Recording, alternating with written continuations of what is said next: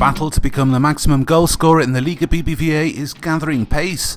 After the opening 10 weeks, Real Madrid's Cristiano Ronaldo tops the list with 11 strikes, but just behind him is Barca's Leo Messi on 10 and Athletic's Fernando Llorente on 8. Villarreal strike partners Giuseppe Rossi and Neymar are next on 7 goals, and in close pursuit on 6 strikes are Higuain, Trezeguet and David Villa. All 3 were on target during week 10. 2 players who also found the back of the net this weekend were Diego Forlan and Alvaro Negredo.